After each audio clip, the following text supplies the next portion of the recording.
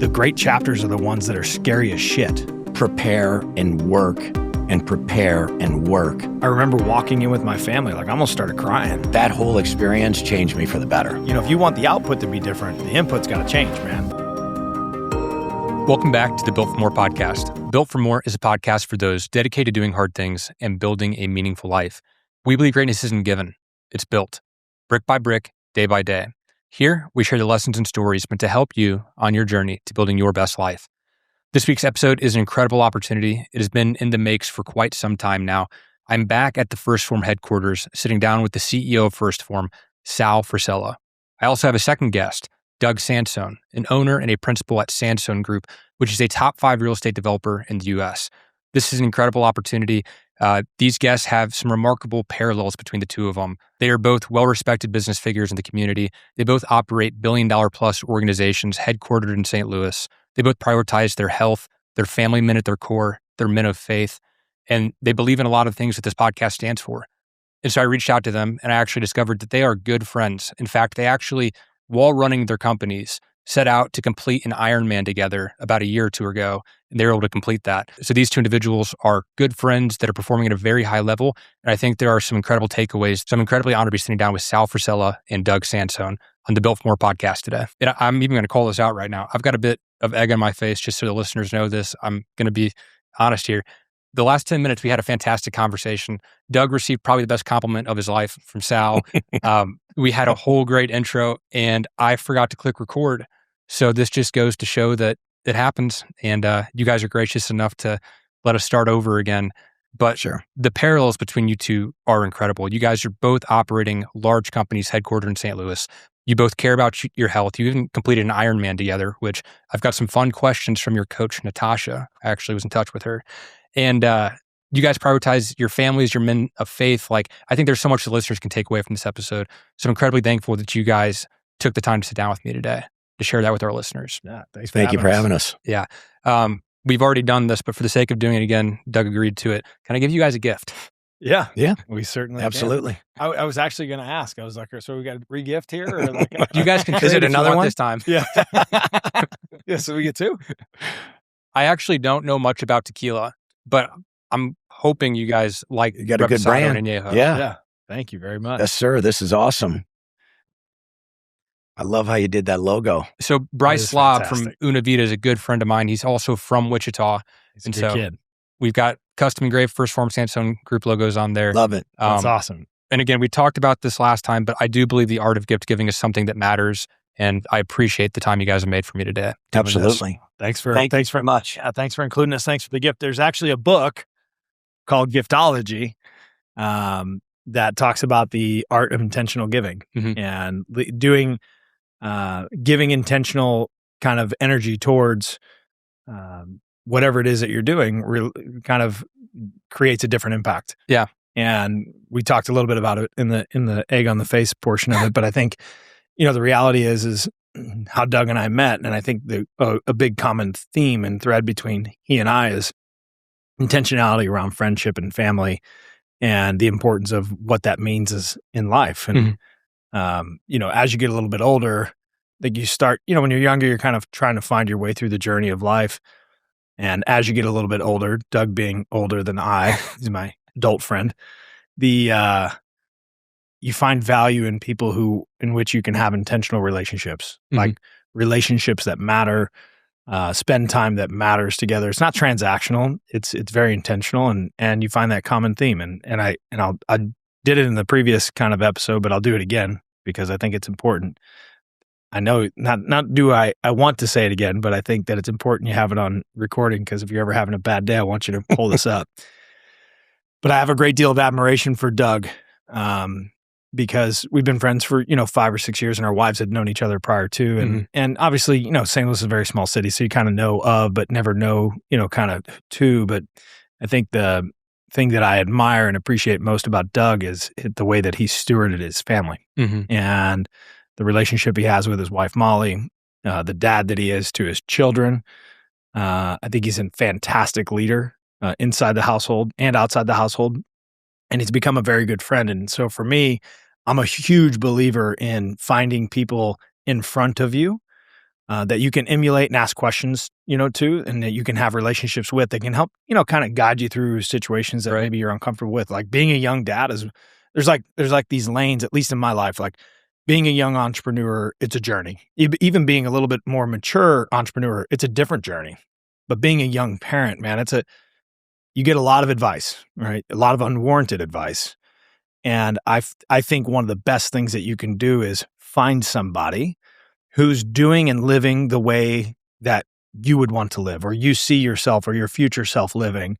And what I admire most about Doug, take all the business stuff aside, is how he's able to steward his family in a very positive light, how his daughters look at him, how his sons look up to him, how his wife, looks at him, and how they kind of dance life together is something that my wife and I look at on a regular basis. And I think from my perspective, you have to find people in front of you who are doing things the correct way, and you can emulate and ask and build relationships with those people. And it's a great way to live life, is like, there's a little cheat sheet by just asking for a little bit of help, or, kind of admiring and befriending and becoming, we're not lifelong friends. Doug, it's the last 5 or 6 years of our lives. And we've had a lot of great relationships, or a lot of great conversations, a lot of great experiences together. And it's kind of rooted and bonded in that same intentionality, if you will. Yeah. Sal, when you and I sat down 3 years ago, I just turned 22 and I was about to open the restaurant. And you'd called me a young buck in the intro when you were just kind of getting to know each other. And I pushed back a little bit. But you were coming from a place, and you explained that I just lacked the experience to have the perspective. And that comes through time, that comes with the battle scars and the learning lessons. And I think you two are great examples of people who have been through a ton. You've figured out what matters to you. You've tried your hardest to keep it close and in focus. And I think for the listener, they're probably someone who's ambitious. They're trying to build something. And they probably also want to be ambitious in their relationship and family. They want to maximize that. They want to treat it with the intentionality it deserves. They also want to take care of their health. Like, there's all these different domains that you're juggling at once. And I know for myself, even right now, not being married or having a family, it is hard just even juggling health and business. And so to have the opportunity to sit down with you two and get to hear how you guys walk that line and figure that out, I think this is going to be incredibly valuable for the listener. Where I'd like to start is a bit of a chronological timeline here. I want to go back to those early days. You guys are both highly successful now, running large organizations, leading a lot of people. But I want to get to know the early 20s version of you guys. And we can go one at a time. Doug, I'll start with you. But in those early days, how did you cultivate belief in yourself? Well, I was fortunate to be raised in a family where I was constantly encouraged and constantly motivated. I have five brothers, 2 sisters, and my parents raised us all to be extremely close. That was number one. And to this day, that was my father passed away 6 years ago, and his number one main objective was family harmony. And so my whole life, I was raised that way. And your question was what, to the competitive side, or cultivating belief? Cultivating belief in myself. So, mine started, frankly, with sports. I got into sports, and my dad really wasn't a sports guy. My dad came from very humble beginnings and was a worker. That's what he did. He worked from the time he was like 10 years old all the way up.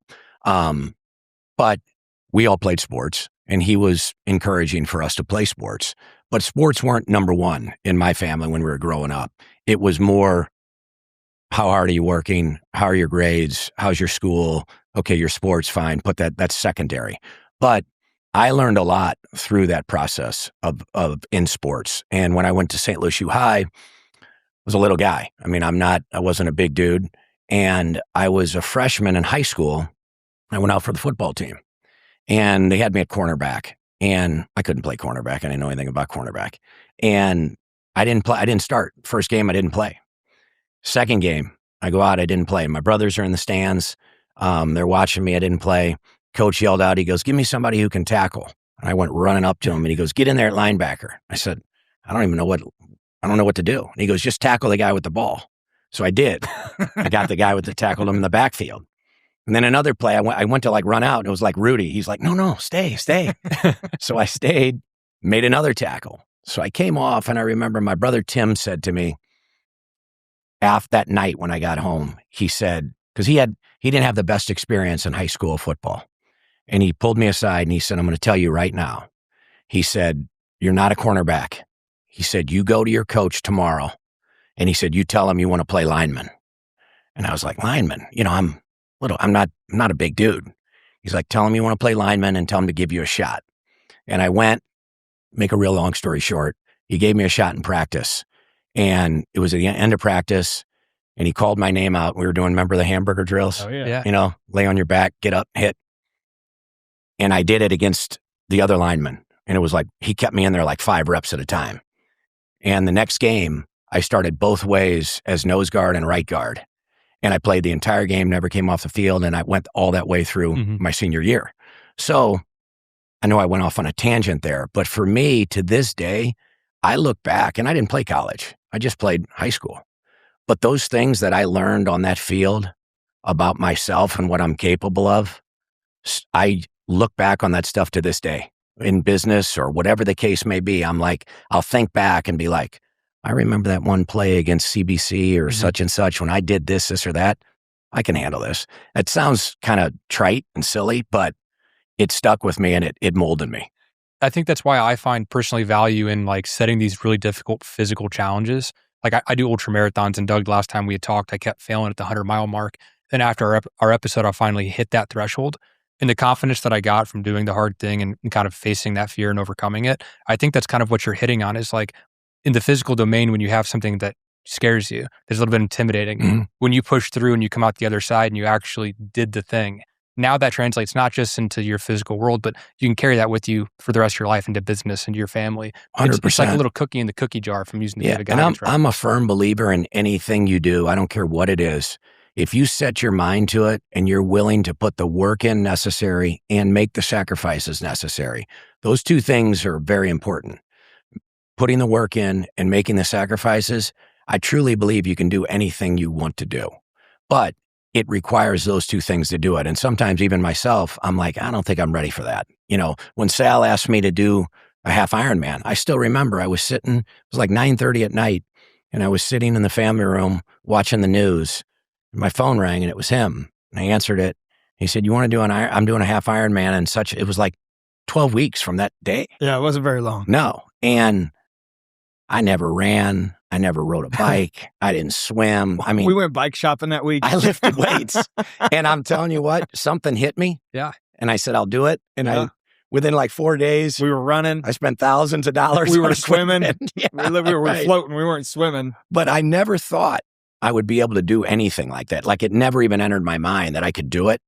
And, a lot of people have accomplished a lot more. But for me, doing that half Ironman what really proved to me, it's like, man, you really can do whatever you want to do. Well, I look at them as unlocks, right? Yeah. Like there's things in life that unlock the mental block that allow you to kind of go to the next chapter. And, Doug hits on some very valuable points and I try to teach our youth here, hard work works. It's a constant. Every time you see somebody successful, or every time you see somebody that's doing the thing, hard work is a common denominator in that conversation, always. I mean, there's no replacement for it. Doug used the word sacrifice. I try to teach our young people here, like, don't use the word sacrifice. Look at it as an investment, because it's an investment into who you're going to become in the future based off what you're willing to give up in today's land. And, it is a sacrifice. That's the reality, right? Like time, energy, effort, early mornings, late nights, like you're sacrificing them, but they're investments in who you're going to become into the future. And I think those two things push together lead into this next thing. Like, you can be anything you want to be in life as long as you're willing to work for it. Yeah. And what one man can do, so can another. And I think a lot of times we don't have that inspiration, or we don't have that kind of friend that'll drag you through it, if you will, or to go along with.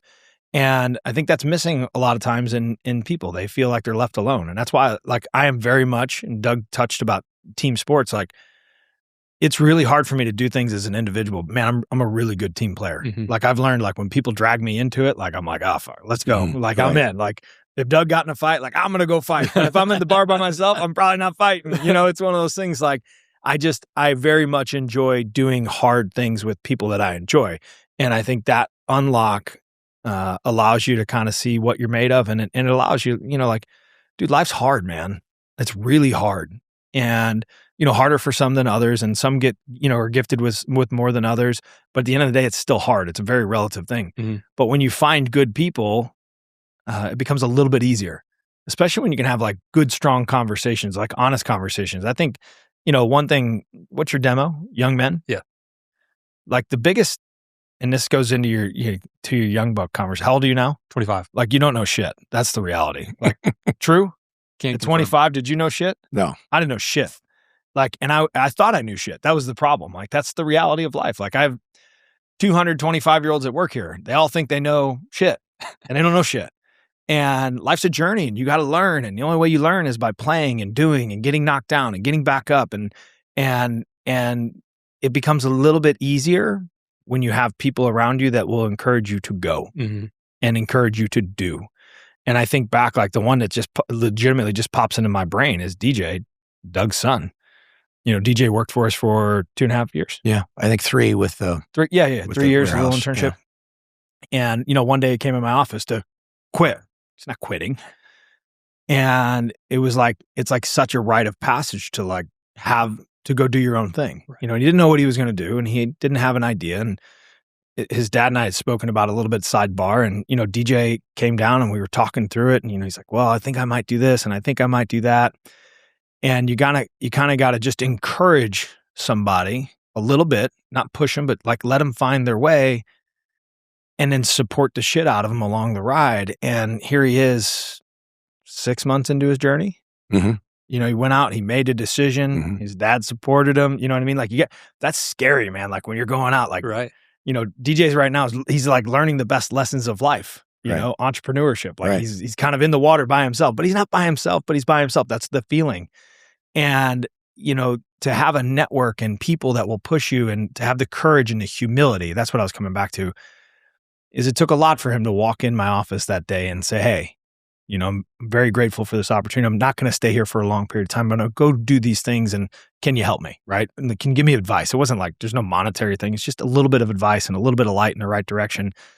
And when you're young, like I just encourage people who are young to go do those things. Mm-hmm. Like go do the things that scare you the most, because those are the lessons that you look back on, man. Like when you read a book, the great chapters are the ones that are scary as shit, and I think back along all the stupid shit we've done as a business. Like as a 45-year-old guy, I'm like, what were we doing? We're morons. Like we're legit idiots. That journey that he's talking about and that sacrifice, that's what shapes you and makes you who you are. Yeah. And without that, it's not near as good. I mean, if somebody were to just pick you up and put you in a place of authority and say, here you go, it's all yours, I wouldn't want that at all. Yeah. I would, you have to go through those things because that's where you learn what you're all about and you learn who you are and you learn people, you learn how to maneuver, you learn how to do things. And without that, you need as much of that as you can to be able to be a success one day. And it's not like it's almost like it's an infinite, right? It's not like a one time. Mm-hmm. And I think that's when at least for me, the people that I respect the most are the people who are willing to go get uncomfortable. Mm-hmm. And the more comfortable you become getting uncomfortable, the more barriers you can break down, the more progress you can make. And you only really learn that by doing it the first time. Taking the first step, running the first 5K, right? Then the 10K, then the half marathon, then like that progression of life, but you got to go first. Yeah. And I think Doug would agree here is like, I know a lot of people that, people would like look at their life and be like, oh, I want that life. And usually it's shaped around money and shiny things. And then you go to meet the individual and you're like, I don't know that I want to be that person in some capacity. And then I look at the people who have actually done things, like gone out, got vulnerable, and went out and they've had a lot of losses, but they continue to get back up and fight. And then you meet those people, the substance that comes in those conversations and the ability to be able to connect, like those are the people that I want to spend my life with. The people who have gone into the water and tried to swim, even though it's cold and scary. Mm-hmm. We're talking about getting uncomfortable in life. And I believe Jordan Peterson refers to that as like the great adventure of your life is to go and do things that scare you, that are at the edge of your competency. And one of the things that we're hitting on a little bit here that I do want to zoom in on with you guys in particular is I went into the restaurant industry never having worked in a restaurant before. And so that was extremely scary. And one of the things that I started to notice as a pattern is that this feeling of doubt this like deep pain in your stomach of like, what am I doing? How do I go from here? I don't know where I am. It's like you're in a dark room trying to find a door almost. And that started to become almost like, what is my relationship with doubt? How does that change over time? And we hear the great things that come out of it. Like when you face doubt, we know you become a better person and that helps shape who you are. I would love to hear your guys' relationship with doubt and like when you were young and trying to take on opportunities or do something that scared you, like how did you actually get yourself to move through it? Did you turn to faith? Did you have someone already in your corner? Did you crumble up in a ball and have rough nights? Like what did your early relationship with doubt look like? I mean, for me, all of that takes place. You get nervous. All the above? Can you fill in D? Yeah, exactly. I mean, everything you said is part of it. But for me anyway, when doubt starts to creep in, that's when you continue to prepare even more. Mm-hmm. So the more you're thinking about, I remember back in the day when I was a young guy and my dad put me in charge of something and I had to get up in front of a group of people and speak. I was scared to death. I mean, my stomach had butterflies and I just was like, there's no way. I don't know what I'm saying. I don't know what I'm doing. But I was kind of thrown into it. Mm-hmm. I didn't have a choice. So my choice was go ahead and make a fool out of yourself or prepare and work so you are ready to make that presentation.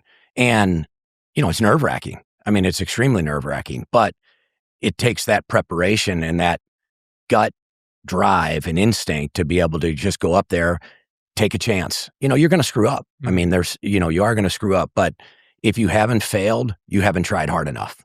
So anybody who sits there and tells you, oh, I've been a success all the way through, I've done great and all that, don't listen to them. Because if you haven't failed, you haven't done enough.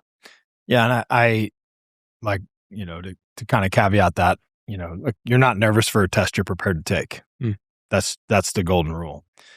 And, all of those emotions, I don't think you ever conquer those emotions fully. I'll give you for instance, like in the weirdest way, I've never had more doubt in myself and our business than I do today. I've never been more scared. I've never accomplished more. We've never done more top line revenue. I've never had more challenges. All exist in one bubble. And throughout the day, I may experience all of those same emotions. And to Doug's point and kind of what he hits on is like the only way you understand how to control that kind of chaos is by getting into it. And the more prepared you are, the less chaotic it seems. And never means that you have control. Mm-hmm. And the reason I say like I've never had more doubt, for our business in particular, when you go from a regional brand to a national brand, like for instance, recently we've partnered with Target and we're rolling out to, 1,500 Targets across the country. We're no longer competing against, like Steve's Protein Bar. We're competing against Post and Nestle and Kellogg's. And they're not just going to let us take their lunch, right? And I don't quite understand what the game is. They do. They've been doing it for hundreds of years. Right. And you're going to go into war. It's not like, and they're not going to be nice. And it scares the shit out of you. But if we're going to grow, it's a necessary. And so the only way for it to scare the shit out of you less is to be prepared to go to war. And it's scary, man. Like it's hard. Like the reason, I have a very, very good marriage and I'm married to a very good woman and she's allowed me the freedom to be able to like kind of, almost check my ego when I spend time with her in the morning, but I'll let her know like, and it's not like, I think a young guy looks at it and says, well, you're being insecure if you're able to have those conversations or you sound like a bitch or whatever it is. And I think Doug would maybe not, maybe Doug would say I'm a bitch, but the thing being is like one thing I value a great deal about like the men in my life, like the people in my life is like, man, I'm just going to tell you where I'm at. Like, I'll tell you the things that scare me. I'll tell you what's going on. I'll tell you what, we're talking about swimming or the training the Ironman. Like, fuck, man, I'm scared. Mm-hmm. I don't like that. The water's nasty. Like, but life is very much like that. And, the only way that you can prepare yourself for that said battle is to get in it and try it. And you know what? You might lose. There's a pretty good chance you will lose. And I think I said this last time on your podcast, but like this is the reason I love the sport of baseball. It's like you're going to fail 7 out of 10 times, still hit 300, still make the Hall of Fame. But for some reason in life, specifically in this social media life, everybody wants to put on this front that they're like perfect and they go through it and they've never faced challenge and it's just tailwinds throughout life. And it's like, that's dog shit. And to Doug's point, like if somebody's telling you that's how it is, run, because they're liars. Mm-hmm. And I would much rather sit around the campfire with people who have scars than people that have scarves. You know what I mean? So it's like one of those things where, and I just made that up. That was pretty good. I like that. You like that? Yeah, it's a good one. We'll clip it. Yeah, you're welcome. But I mean, that's life, man. And for a 25-year-old kid, like, go play. And I'm proud of you. Like, you do ultramarathons and you started your business and you're doing those things. And for the listener, like, life is meant to be lived, but make no mistakes about it. It's a battle. Mm-hmm. There's no, and I think that's the thing about the young kids today is like, they think there's like this little easy manual and you're just going to kind of cruise. And then you get the Rolex and the Bentley. And it's like, nah. It didn't show up when I opened my doors. I was kind of waiting for it. Yeah. And it's not going to, you know what I mean? And the only way you're going to go get it is go get it. Yeah. And that piece of life, and Doug hit on this earlier. I think for me, I was super blessed to have a great dad. We come what is as funny, as close and Doug and I are, even though he doesn't invite me over to his house, he's embarrassed of me. You know what I mean? I get it. Like I'm from South County. How many County. times have I said, take the side by side and come over? You just won't do it. That's a lot. It is true. It's a lot. It's a long drive. But we were raised very similarly, principle-wise, very differently, family-wise. My parents are divorced. I have no memory of my parents being together. So like I don't have like what Doug had that way. But I was raised very much in the hard work, determination. If you say you're going to do something, you're going to do that. And my dad would, hold us to the fire on that's what was going to happen. And if you shake a man's hand and look him in the eye, like that's what's happening. Mm-hmm. I don't care what time, I don't care what you got going on, but that's what you're doing. But because I didn't have that family life growing up, I think I've always like wanted and admired it. And so, from afar, you kind of always want what you never had, right? Mm-hmm. And I think where Doug and I get along is we were, from the principle standpoint, raised very similar. The fabric is the same. And then from the admiration standpoint, he is living what it is that I want to live on that side of life. And so, those things, those are the people, at least for the young guy, like go find people that you look up to, that you can hang around, that you can ask, that you can be vulnerable with, that you can live life with. Because I will tell you an equation that is true. You are the sum of the 5 people closest to you. That's the truth. As always, if you guys are enjoying this episode, please make sure to share the link with a friend. I spent the last 8 years podcasting. I've recorded over 400 episodes. It is my mission to bring the most value to you guys as possible. If I've delivered on that, it would mean the world to me if you could share the link with a friend. Sending it to 1 or 2 people makes a huge difference for me on the back end. The show is growing. The momentum is real. I'm incredibly thankful for this opportunity, and it is only because of your support of the show. Let's get back into the episode. I have a question for both of you pertaining to relationships. You just hit on that action. I think that's incredibly important for folks that are my age. But before I do that, you had mentioned your baseball career real quick, and I did want to pull back to that, Sal, just for a second. I believe you actually just had your anniversary of that home plate collision. I did. In our last episode, which you guys should go back and listen to if you want additional context on Sal's story. But in our last episode, you said that everything you had done up to that point in your life had been for baseball. And when that was stripped and taken away, you dealt with depression, there was alcohol, there was pain meds. It's just a very rough time in your life. Mm-hmm. And even if someone doesn't have those exact circumstances, I think this is a very important case study for how to go about creating a new identity. I think a lot of people coming out of college or trying to figure out where they want to make their mark, what they want to do in the world, like they have this vision of who they might be.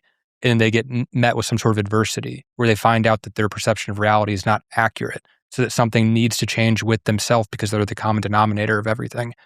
What would be your advice to someone who needs to make an identity shift? Yeah, I think where a lot of people fail is they have this idea of what life is and what it's going to be, and then they get smacked in the mouth.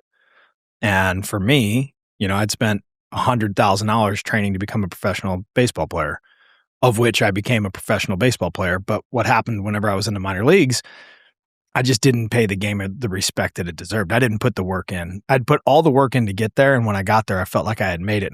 And it was like, oh, I'm here. So I can just kind of cruise.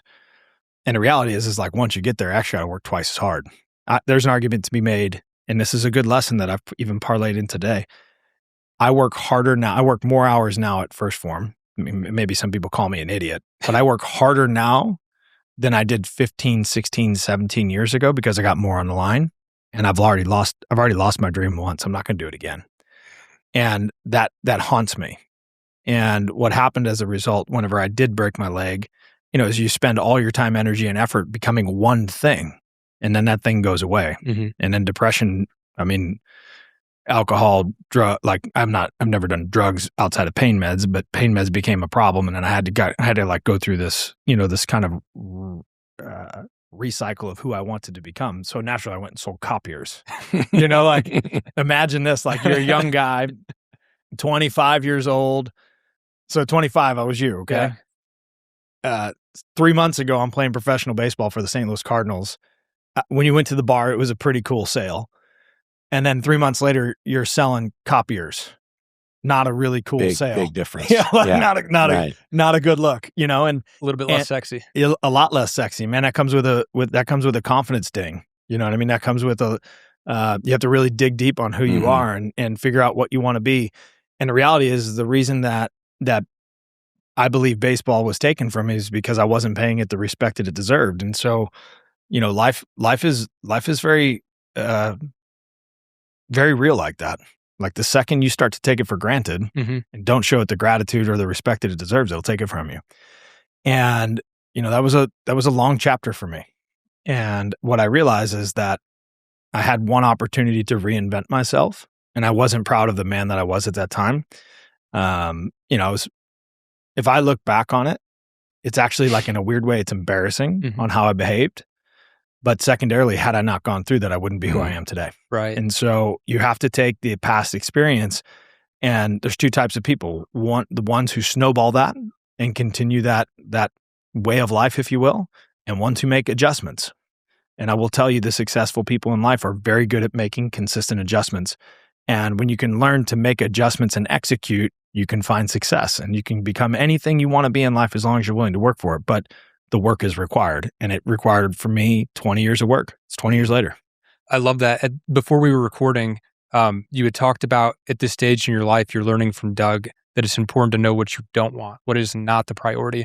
And if I were to summarize what you just said when you went through that kind of identity shift, is you almost looked at your regrets, you looked at the things you didn't like about yourself, and that informed what you needed to change. It was a list of things that, hey, I don't want to be this person moving forward. So what are the changes from there? Yeah, I mean, we talked, before you didn't hit record, we were talking about, going through life, and a big part of life is figuring out what you don't want by trying things, by trying different things. And for me, I look at breaking my leg as probably, it's not the best day of my life, but I could make an argument that it is. Because if I didn't have that day, I wouldn't have the other best days of my life. I wouldn't have my Enzo and Franny and Izzy and Rocky, I wouldn't have my life because here's the truth. I would have been a piece of shit. That's the truth. And the route in which I was going, I was always a nice guy. I was always a great friend. And I've always been a hard worker, and I've always done all those things. But I wasn't raised in an environment to respect kind of some of the other things. And I sure shit was not showing it at that time in my life.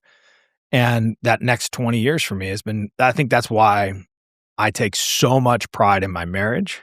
I take so much pride in my children and being around them and being very, very selfish about being with them, is because I want to identify as that. Right. Like a great dad, a great husband. I want, I really want to be an inspiration for young men that this life is far superior versus, I'm not knocking the shiny things. Listen, I like shiny shit. Doug likes nice shit. We got nice shit. Money is a requirement to do a lot of cool things in your life. True? 100%. Yeah. But there's nothing more valuable than kissing those little babies when you get home. Yeah. Nothing. Or laying in bed with a woman that you trust unequivocally. Is that the right word? Yeah. Did I say that correctly? You said it right. Okay, thank you. And being able to look at her and just know we're on the same team. We're in this shit together. I think he really said it very well. He summed it up really, really good. And when I look at my life, I don't really regret anything I've done. I've done stupid stuff. I've made mistakes. I really don't regret any of it. I'm embarrassed of some of it, but I look back on it and I know I learned something out of those experiences. And those things have shaped me to become whatever it is I am today. But I don't look back and say, man, I wish I would have done it this way or that way. I mean, sure, you kind of do that, but I know that those things that happen kind of shape me into who I am.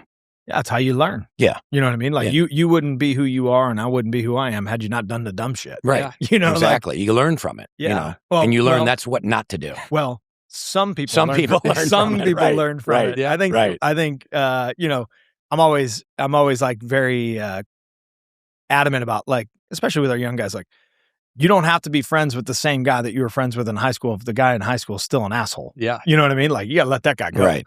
And same goes true for the person that looks back in the mirror. If you want to change, you want something different, well, you gotta change the left side of the equation. You know, if you want the output to be different, the input's got to change, man. And that's that accountability aspect that you gotta, like, you have to learn from touching the fire that it's hot, and you either like it or you don't. But if you don't, you better make an adjustment. We've hinted at relationships a couple of times with this.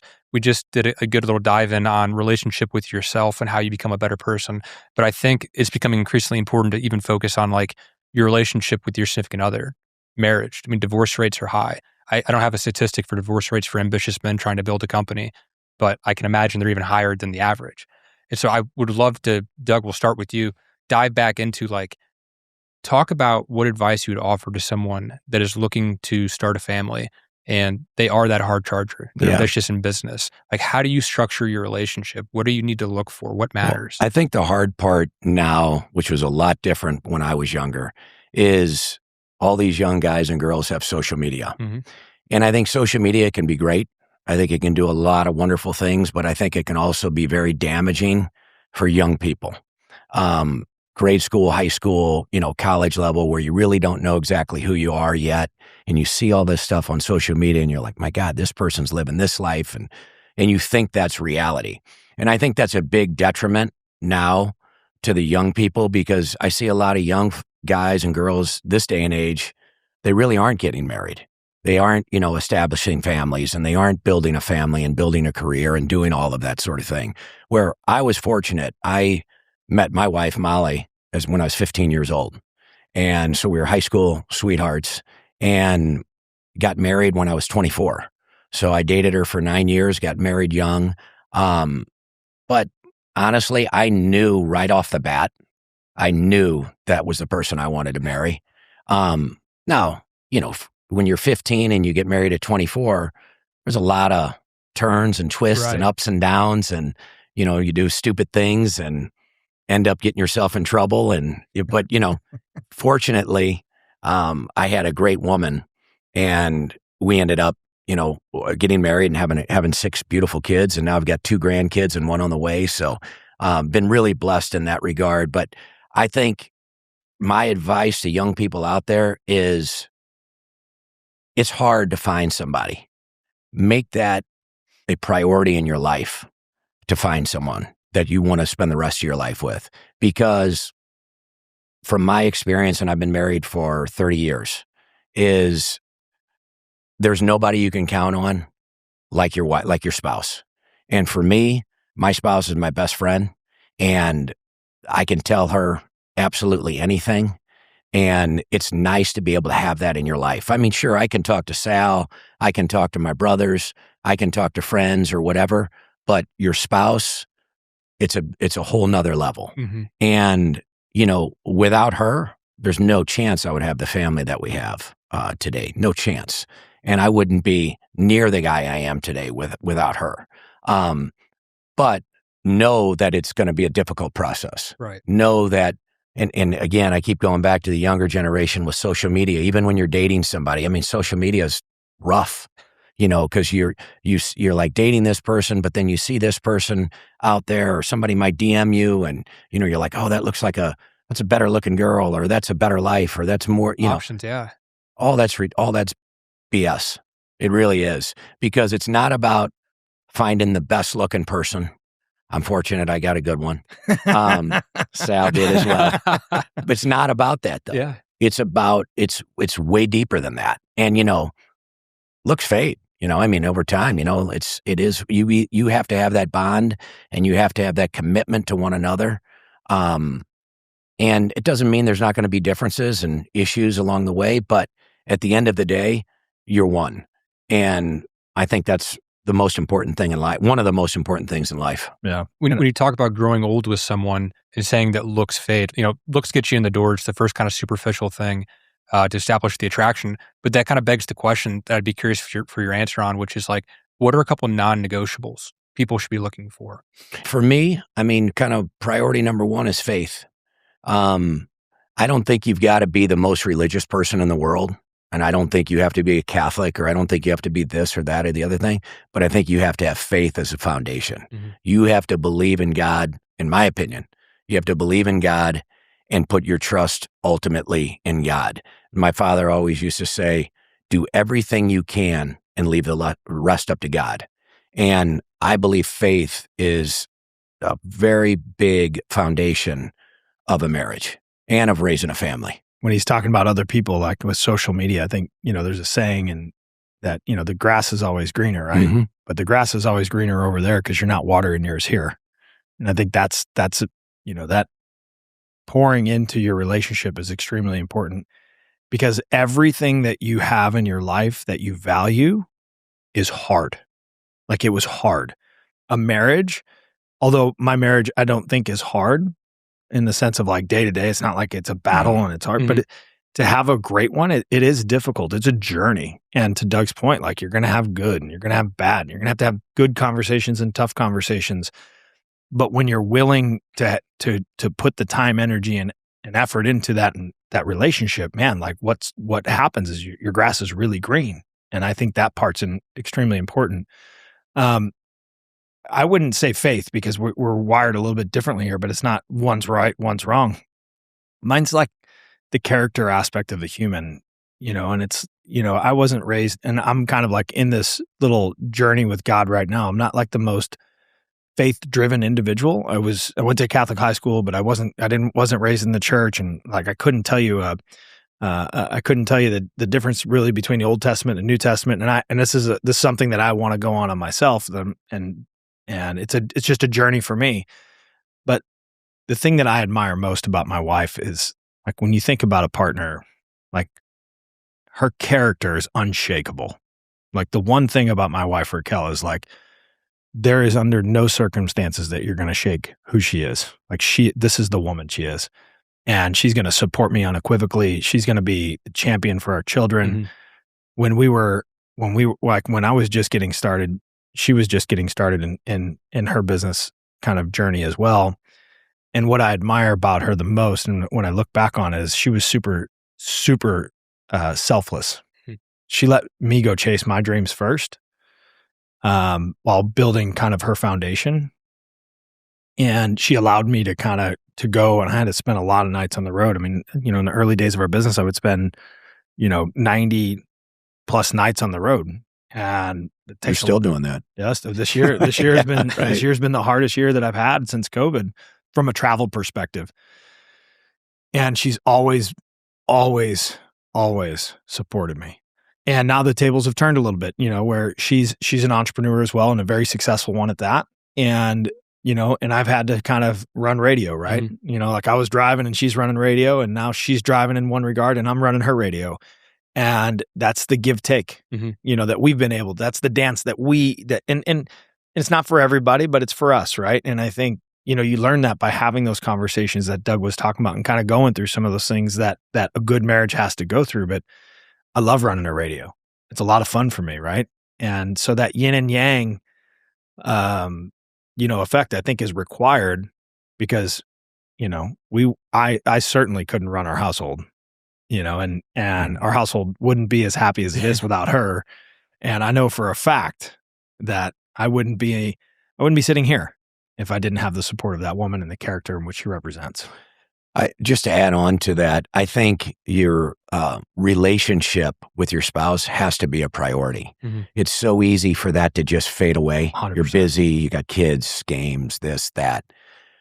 You still have to date your spouse. Mm-hmm. And, date nights, making time for that stuff. Sometimes, Molly and I have even had a thing where it was Thursday nights was our night to go out. Sometimes we just drive around. We didn't even go anywhere. Yeah. Just drove around. But you've got to continue to date, and you've got to make that a priority. And I also think an important thing too in marriage is taking care of yourself first. If you don't, and I mean health-wise, physically, the whole thing, if you don't do that, you're no good for anybody else anyway. You've got to take care of yourself. So a lot of people feel like, oh, that's selfish. I'm going to the gym for a half an hour when I should be with my infant, who's at home. No, you want to be with your infant right for 100 years, don't you? Well, then take care of your health now. And then that will be an investment into the future with your children.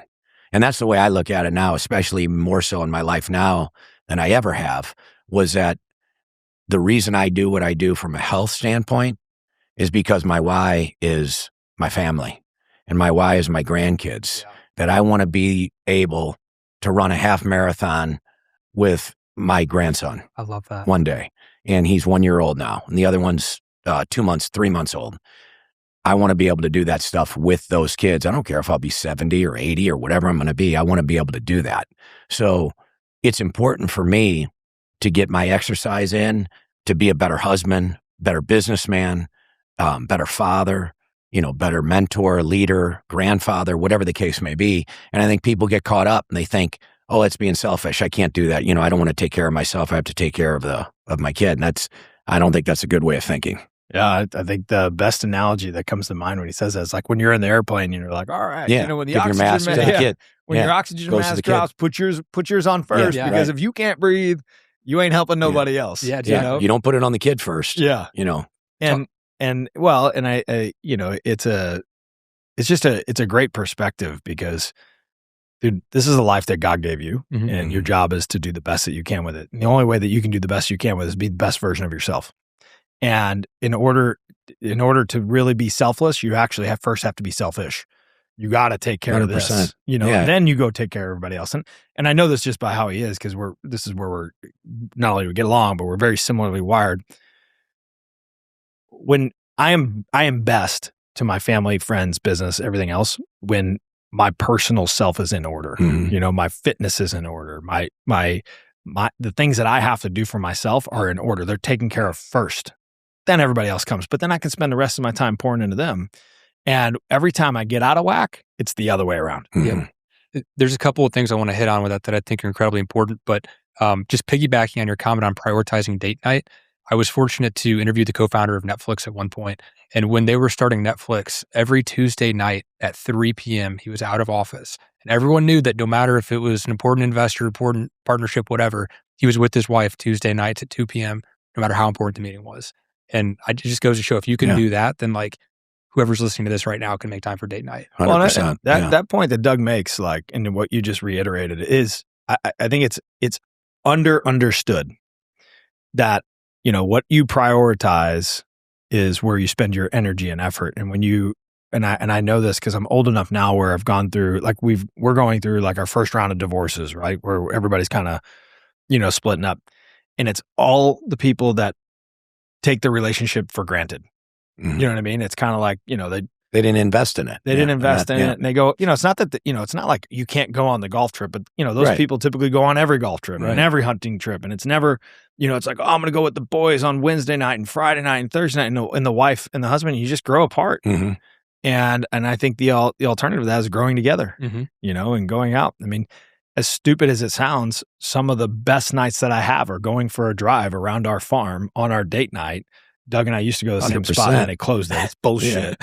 But you just get in your little side by side, man, and I mean, I don't do this, but maybe a little road beer for my wife that I have a drink on, but you just drive around and then you like watch the sunset and you're listening to a good tune. Very simple, but very awesome. Very impactful. You know what I mean? Like those are some of the best nights. Yes. And those are intentional though. It's not like we just said, oh, you want to go for a ride? It's like, hey, listen, we need to have somebody come watch the kids. And you and I are going to go do something. What are we going to do? I don't know, but we're getting out of here. Right. We're going to get in that little thing and we're going to drive around. Exactly. Yeah. And I think that part that Doug stated is so understated in life. And it's simple, right? sometimes we want to overcomplicate a relationship. Like, you don't have to get in a suit and tie and go to the nicest restaurant and have the best meal to have the best date night. Sometimes it's like sitting in the back of a pickup truck watching the sunset, drinking a beer, just talking about how, maybe how proud we are of each other, or even sometimes talking through a little bit of bullshit, like, man, I got a lot of shit going on, know? And when you have the right spouse, those moments just seem to make the most sense.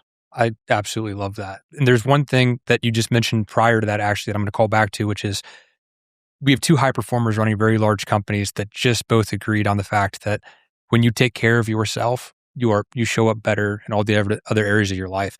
I want to double click on that real quick and talk about, Sal, you mentioned prior to us recording that you're trying to work on creating more stability within your own little routine, carving time for yourself, dedicated. Doug, I know you've got a great routine. I want to talk about how you guys have tried to structure your day to show up as the best version of yourself.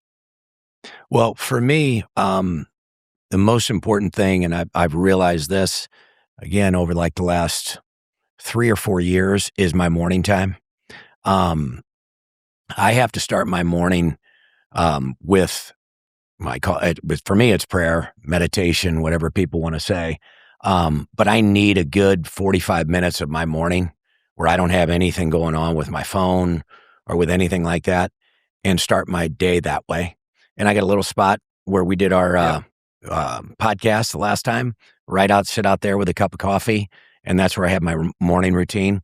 And I don't work out usually. I mean, today I did, but I don't usually work out early in the morning. I've talked about this before. That's really not my, I know these guys say, oh man, you got to do it 5 a.m., 4 a.m. and all that.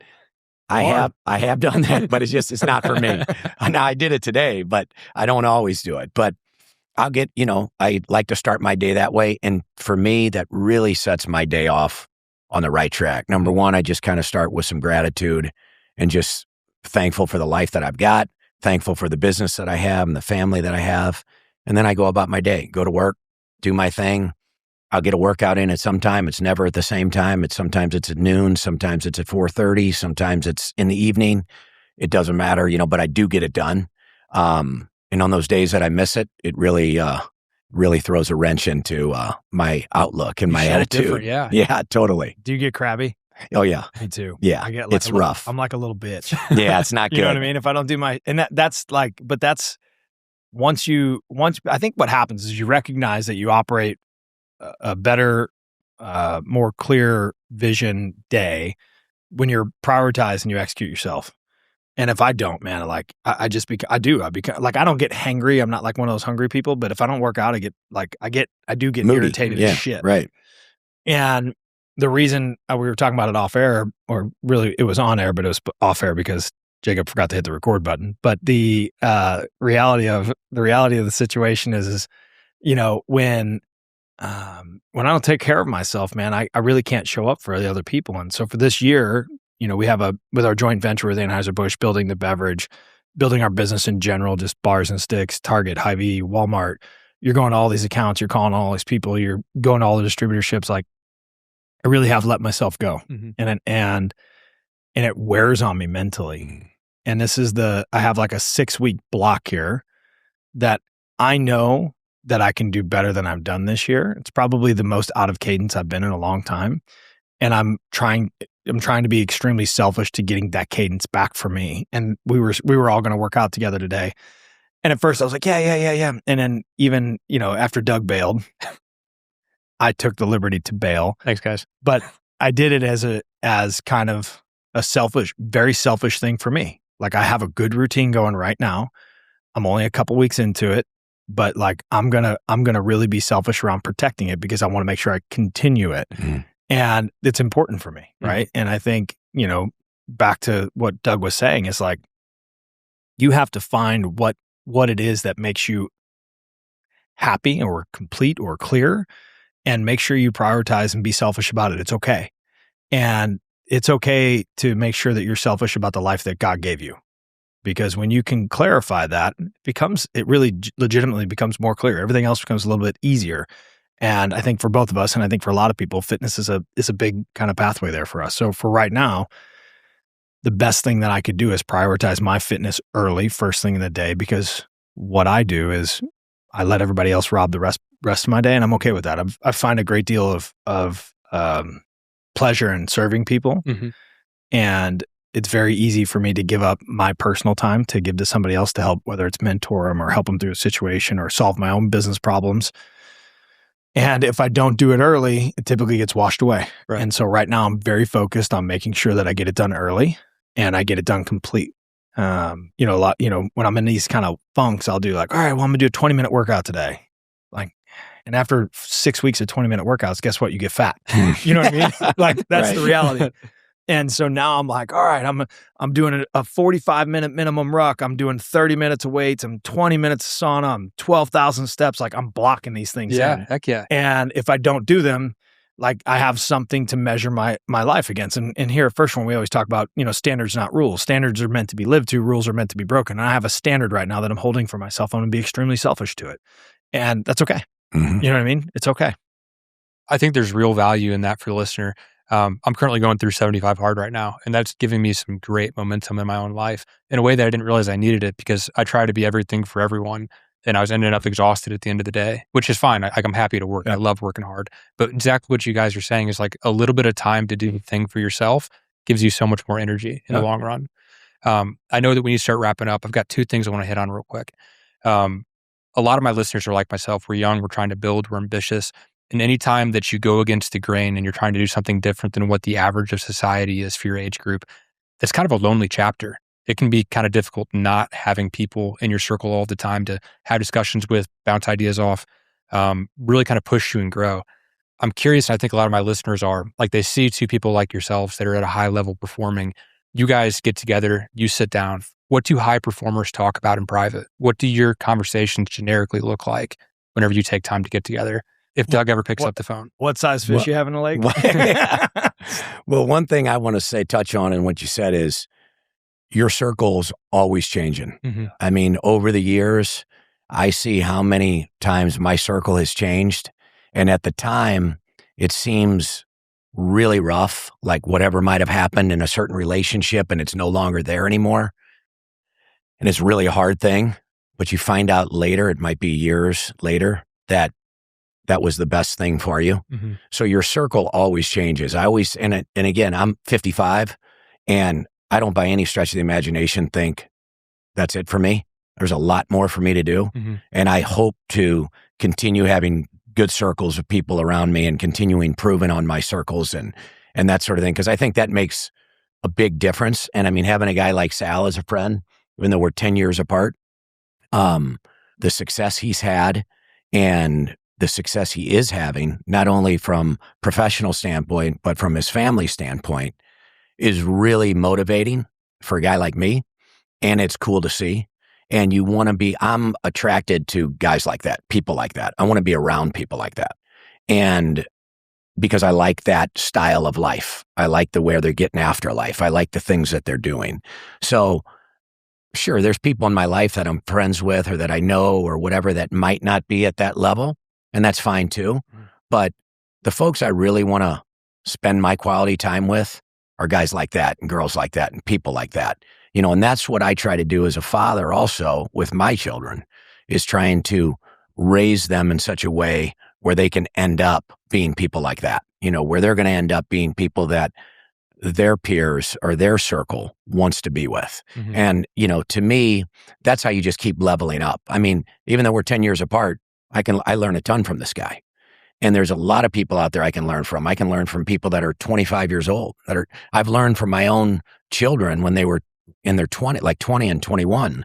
I've learned from them and watching them do certain things that I'm like, man, I wish I would have been like that at that age. And I don't even know that I'm like that at this age, but I'm going to start acting like that. Yeah. That's really cool.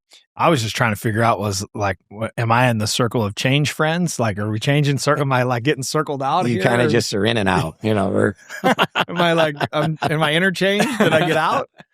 No, I agree. The sum of the 5 people that you are closest to. And I think it kind of comes back to Billy Bob from high school. Just because you were friends in high school and you guys are boys doesn't mean that has to be your boy at 55, and I think that's on you. You have to champion for who you're around and what you want to stand for, and quite honestly, what you want to be known for. Mm-hmm. Because if you hang around pieces of shit, be comfortable that the conversation when you're not there is that, well, he's a good guy, and I think, try to live I live a life that I'm very comfortable with who I hang out with, and I'm very comfortable with the conversation that happens with or about me when I'm not there. And I can lay my head down at night peacefully knowing that, that a large part of that comes with who I'm associated to and how I behave. And if I behave as if and do what it is that I say that I'm going to do and be a man of character and finish and follow my handshake, with the actions and be a good husband and a great dad and a strong business leader, like when I lay my head down at night, say what you want, but I'm going to give it hell. And I try to surround myself with people who live very similarly. Like, I'm just going to go play, man. And like when the fourth quarter, when the thing punches zero, like I'm out. Like I gave it everything I got. And I always laugh because I said this yesterday. We do a lot of work with charity or we try to do a lot of work with charity, our version of a lot, and everybody's a little subjective and it's different. But, I want to get to the gates of heaven or wherever it is that you guys want to go. For me, it's heaven. And I want to get there. And I'd like to think that I'd be a good friend this way. And Doug's trained with me enough where I'm not like super fast. I don't ride the bike fast. I don't swim well. I don't run well. I don't do anything like physically like that. But I'm always messing around. Like my love language is busting your balls.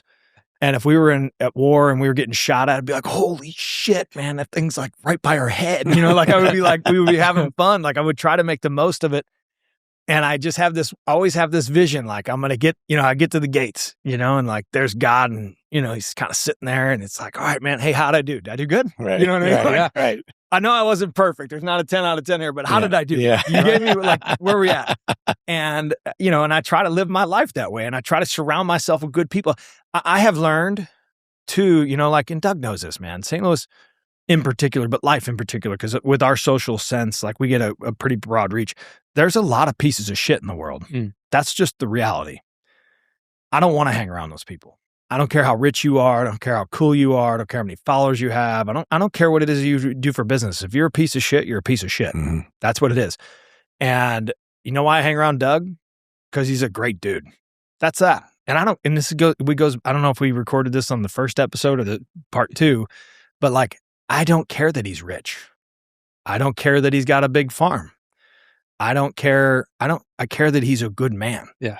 That matters to me. And at 25, that was not the same case for me. That's so fundamental. I don't think we're going to have time. How much time you got to go? I'm all right. I'm good till 12:30. I have a hard stop. Absolutely. Yeah. I mean, just a it's soft fine with plug me. here. I got a meeting with Brantley Gilbert, in case you were wondering. All right. We didn't ask. We're really but thanks for letting us know. In case you're wondering. Is he in the circle? He's in the circle. Right, he's in the circle. He'll get woven out today. Bring him in. Yeah. He's actually a great dude. You would love him. Alyssa was telling me, just sidebar real quick, I'm going to work out after this. She's thankful for doing that. Yeah. But she was like, Brantley Gilbert's in there. Like, you should go, don't be weird, but like, you should go check that out. Yeah. What are the odds? Is he in there working out now? Yeah. Yeah. And he's a normal ass dude, but he's fit. Like, all the things that we think. Yeah, right. Like, he's got great wife. He's in fitness. Like, he's, kind of revamped his life. When he was young, he was a superstar. Like, it is funny, and especially Phorm kind of allows us the ability to kind of aggregate some of these people. We've had some people, and Doug and I know this one person, who at first we thought he was good. And then he's not so good. Piece of shit. And I had to make a call one day, and it was like, hey, you're not welcome here anymore. Wow. You know what I mean? That's the reality of the situation. But we have been afforded a great deal of opportunity to be around like a lot of good people. Right. And they always get the invite for the first time or second time. And then if they don't cut the cloth and they can't make the cut, then we just don't bring them back. Right. Without elaborating too much on that situation, what he just touched on, that was, and I knew Sal for probably 5 years before that. I mean, was that about a year ago, right? Yeah. And knew he was a great guy, but this was a kind of a personal family situation that happened. And I reached out to Sal about it.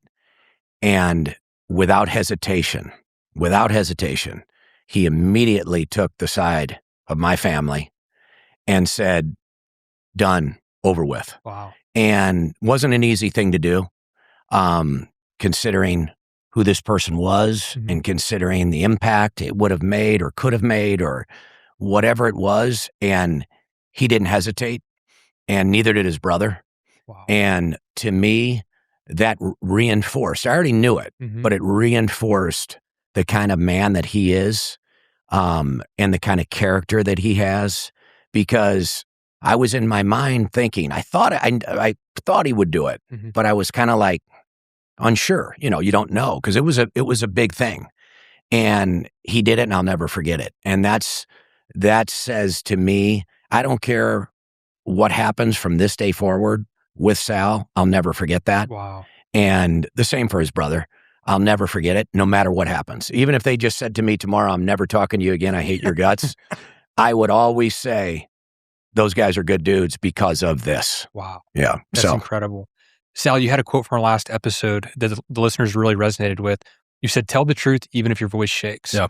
As we're talking about having uncomfortable conversations, does that ever get easier? Like, as I've been in this world of entrepreneurship the last 3 years, there's been a lot of uncomfortable situations where I've had to have these conversations and my voice does shake. Is that something with reps that gets easier? Is that something that you just have to do regardless? Yes and no. I actually had to have a tough one yesterday, but I think the real answer is yes, it does get easier, because you start to understand that there's never a wrong time to do the right thing. And the more consistently you stand for that, the more consistently you believe in it. And so the more faith you have in doing it. And to Doug's point, in that particular situation, it's very highly touted person, peak of their career, blah, blah, blah, blah, blah. And got to call the guy and have a tough conversation. But you have to ask yourself, is that the right thing to do? If the answer is yes, pick up the phone. And I think I have more confidence in being able to look myself in the mirror, knowing that I had the courage to do that, and not that particular instance, but just in general. And there have been times in my life where I was afraid to do it. And because you're afraid to do it, then you have guilt over it, then you haunt you, then you think about it, then it's, well, I should have done it, but I didn't do it, and I was scared to do it. And as I've gotten older, I realized, like, when you do have it, none of that exists. And it goes away. Yeah. And I think it's a great point. And I think it's sometimes difficult to tell the truth. And that's why your voice shakes and stuff, because you don't know how the other person's going to take it. And for me, good friend of mine is a guy by the name of Chris Lieto, and he's a 3-time Ironman champion, world champion. And I got to know him through Natasha and through the training that we did when we did our half Ironman. And Chris is like he's a kind of a life coach type of guy, a business mentor or whatever. And so I talk to Chris all the time. And one thing I learned from him, and it's about when you're telling the truth, or when you have to give somebody ask you, or they don't necessarily ask you, but you're going to tell them something that man, this might not sit well with them, is, in my mind, I think, to have the mind, the heart, and the words of Christ. And, if I'm no holy roller, okay, and Sal was talking about Old Testament, New Testament, I couldn't tell you the difference. But all I know is one thing, that when I started thinking like that, I want to have the mind of Christ, the heart of Christ, and the words of Christ.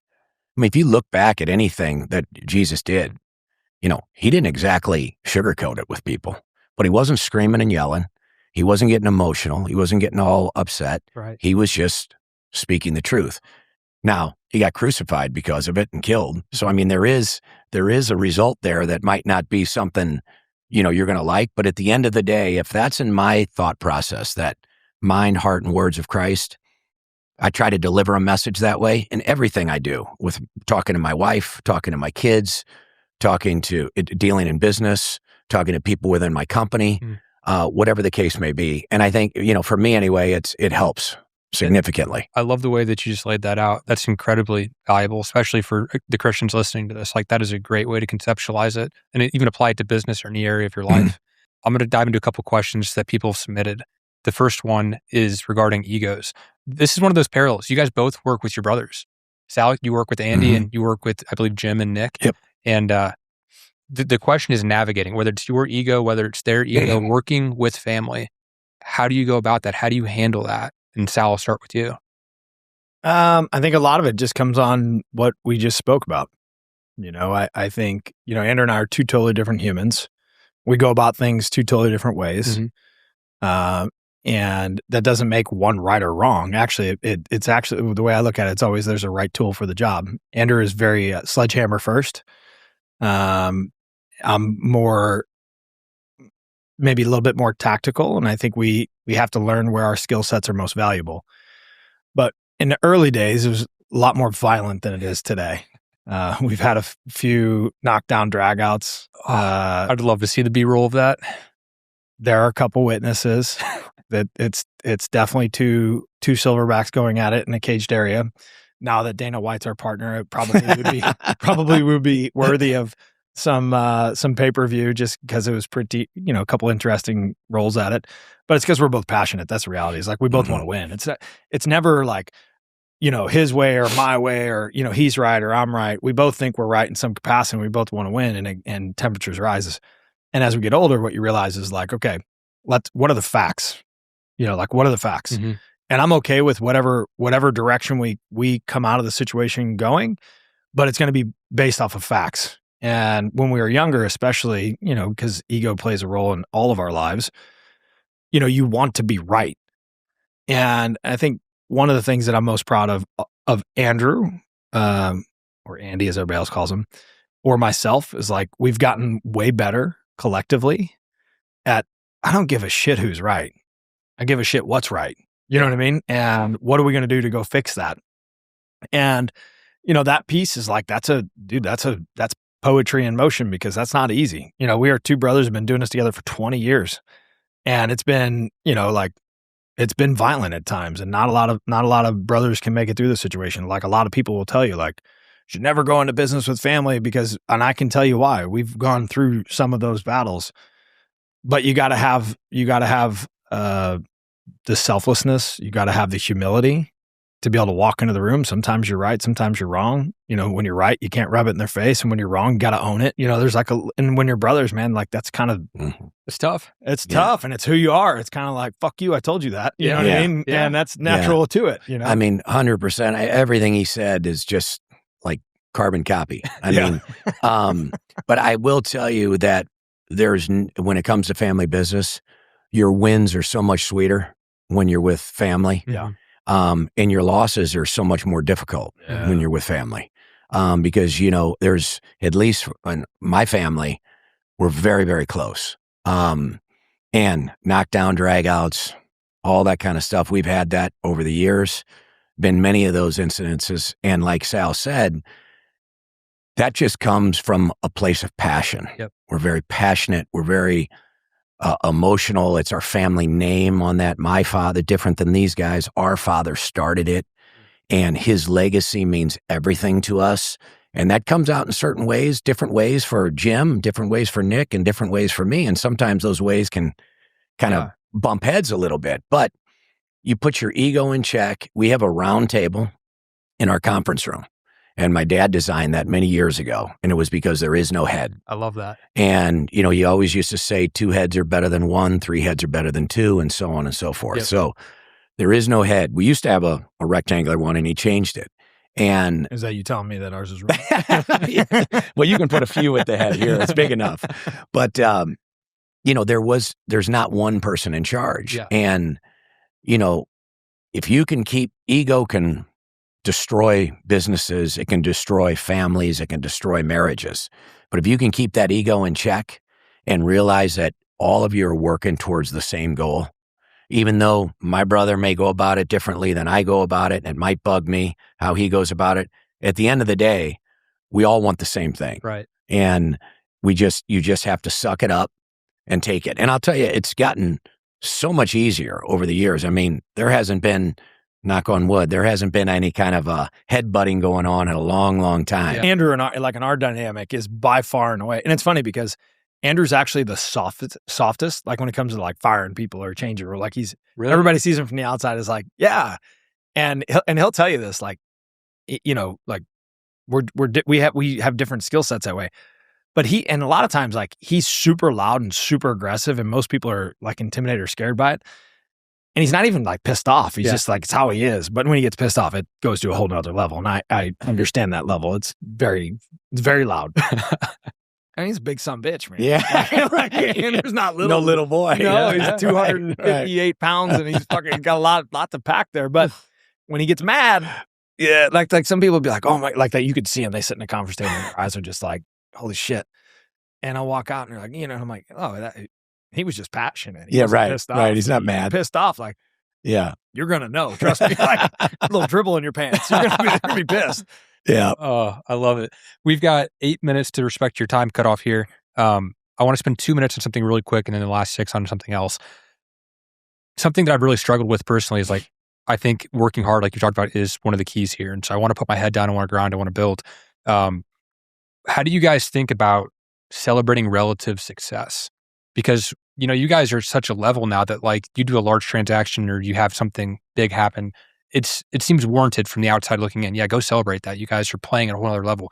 Us that are just starting to build now, like you've got nothing to celebrate. What are you doing? I'm curious about your guys' perspective on celebrating relative success and just how you went about that in the early days. That's a very difficult thing for us. We don't really do that. Yeah. I don't. And, I probably should. You have a moment maybe where, you'll work on something and in our business, things take years. Right. It's years. And then, you'll be 3 years in, take a lot of risk, have a lot of dollars at stake, and then it happens and it closes. And you'll maybe spend 5 minutes, and I might go over to my brother and give him a high five and give him a hug and be like, man, that was great. And guess what? Right back to your desk. On to the next. Yeah. And my wife, Molly, has been very instrumental and helpful to me in that regard. That's been like, because I've always, in my heart, I want to continue to grow, expand, and build upon my father's legacy. It's very, very important to me. And I want to see the company get as big as it possibly can while still maintaining our core values. And that's highly important to me. And Molly has helped me with sitting back and realizing, look at how all the great things that have happened, with God's grace and hard work, and these things have happened. And you should be proud of them and take time to be proud of them. So I have done that, but as a whole, as a unit, Sansone Group, we don't really do a lot of celebrating, and we'll talk about it, but then you just get on to the next thing and you don't do it. So that kind of makes me think about, we probably need to enjoy those moments. And I mean, I've seen these guys and seen the success that they have had from the outside looking in, and I'll send them a little text or a quick note or something and be like, man, that's unbelievable. Yeah. And I'd be interested to hear what Sal says if they really do celebrate those things, but I got a feeling he's probably in a similar boat. No, it gives me, this is like a reflective moment because we don't. Actually, it's like, again, carbon copy, and we should. And I would probably advise to this situation much better than I do this situation, right? Do as I say, not as I do. And, and I think because when you're battle worn, it's kind of like, what? I expect to win. Like I expect that to happen. I'm going to wake up and go about my day tomorrow. And that's just what is. We signed a deal with Anheuser-Busch, and it's like, it's all over the news and everybody's texting you. You got all these things. I got 600 text messages, and it's like next day, like, now we got to work. Yeah. You know what I mean? Now it gets hard. And we won Target. We got launched into Target just 30 days ago. And it was like, I remember walking in with my family, like I almost started crying. But then I thought to myself, well, this is what I expected. Now I got to go back to work. And is that right? Probably not, and it makes me think I get, this is where I get guilt, is because just because I'm that way doesn't mean that I shouldn't be that way to our employees and to our team. Right. And I should probably be much better about celebrating our team victories way more than I am. And that's probably a big fault of mine. Like if you'd say, hey, like what's a fault is, because I know what it means to have somebody tell you good job. In fact, Doug was one of the first persons to text me after we got the AB deal. And it's like, that's like a good feeling, like just to get that text, right? And I should be doing that proactively to my team. And I don't, it's not, I don't say Yeah, I don't want to say I don't. It's not like I walk around and say, do more, and I think if you were to ask them, I think they would say I'm way more compassionate than maybe I put off there. But it's definitely a good self-reflection is we as an organization, specifically Andrew and I, do not do a good job celebrating because I think that's what our expectation is. And we do understand that celebrating can be cancerous in a different way too, right? Start to celebrate too much, you forget what the work feels like. And I had a business mentor who was the CEO at Enterprise Rent-A-Car. And right before he passed, he gave me this little note and it said, "Keep the Indians at war." And he couldn't talk towards the end of his battle. And what he meant by keep the Indians at war is like, if you let them sit around camp too long, they get fat, they forget what war's like. Yeah. And I think that is ingrained in my brain is like, we win out there, not here. I love that. Okay. We're going to wrap up with a couple words from Natasha. She actually had a couple questions. I'm going to have you guys just pick one, something quick that you can answer. But the Ironman experience, I'm personally fascinated about. I wish we could have talked about it more. But this is from Natasha. She says, "Hey guys, hope you're doing well. What did you guys feel like the hardest part of preparation was, and how did you overcome it on race day?" Or you can answer, what was your favorite part of the triathlon and why was it your favorite? Well, I can start with that because Sal had done them before. I hadn't. And the first thing I'll say is that whole Ironman experience changed my life. It really did. It changed it in a lot of ways and for the better, for the much better. And, I had an experience prior to that where I broke my pelvis and I had a plate and 4 screws in the front and 2 screws in my SI joint. And I always worked out, lifted weights. I was into powerlifting for a while. Every kind of workout there was to do weight-wise, I was doing. And I never viewed myself as a triathlete or a runner or swimmer or biker or any of that stuff. And going through that process and accomplishing it, regardless of what my time was, and everybody told me, and my goal was to finish within the time cap. That was my goal, which was 8 hours, I believe. And I did that. But everybody told me, nobody's going to ask you. Nobody cares what your time was. Nobody will ask you what your time was. It's just the fact that you did it. And when I did it, this is a little sidebar, it's funny. And I crossed the finish line. I wasn't over the finish line for more than 2 minutes. And somebody said, "What was your time?" I was like, "You're not supposed to ask me that." But anyway, the mere fact that and I'm thankful to Sal for even thinking about asking me to do that, because prior to that, I would have never even considered it. But the fact that I did do it, it changed my whole outlook and my perspective on everything in my life. And I had proved to myself that there was something that I thought I could never, ever do that I was able to do. And now if you're in a circle of guys like you guys are and who've done many of these, it sounds kind of goofy. It's like, man, you did 1 half Ironman. But for me, it changed me. And because of that, my whole life now, as my fitness journey, is still in line with that type of training. Like that's the kind of stuff I still like to do and I still do. And I feel better now than I've ever felt in my life. I feel much more, healthy, much more alive, much more active. I probably am 30 pounds lighter than I've ever been. But that whole experience changed me for the better. And for your grandkids too. 100%. The whole thing. Yeah. And I think too, not to take away from Sal's time on this, but doing those types of things is such an example for your family in more ways than even saying any words. Action, and I've learned that too. Action speaks so much louder than words.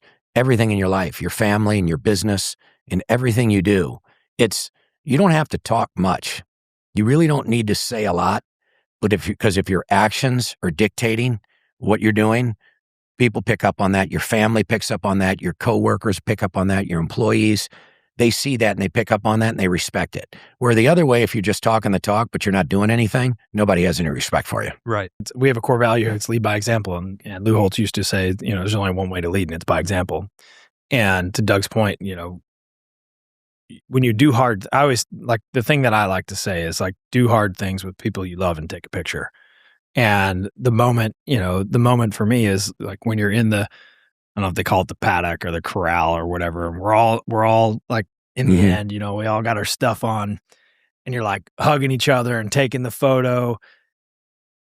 That's it's actually a really good kind of segue from the question that you had before. It's like we celebrated for a very quick moment.